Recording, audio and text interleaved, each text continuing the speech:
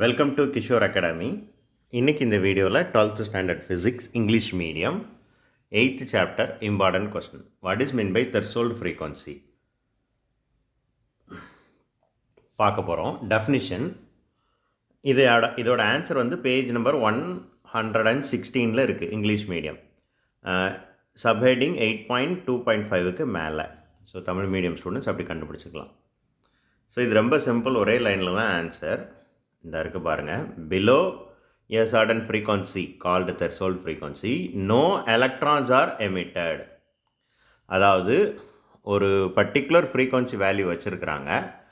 அந்த ஃப்ரீக்வன்சி வேல்யூவை விட கம்மியாக இருந்துச்சு அப்படின்னா அந்த ஒரு பர்டிகுலர் ஃப்ரீக்வன்சி தெர்சோல்டு ஃப்ரீக்வன்சிக்கு ஒரு வேல்யூ வந்து செட் பண்ணி வச்சுருக்குறாங்க. ஓகேவா? தெர்சோல்டு ஃப்ரீக்வன்சின்னு வச்சுக்கிடுவோம்.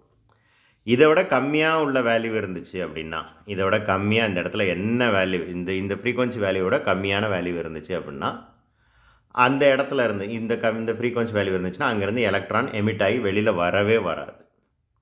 அவ்வளோ ஃப்ரீக்வன்சி இருந்துச்சு அப்படின்னா எலக்ட்ரான்ஸ் வெளில வராது. ஸோ ஃபோட்டோ எலக்ட்ரிக் நடக்காது.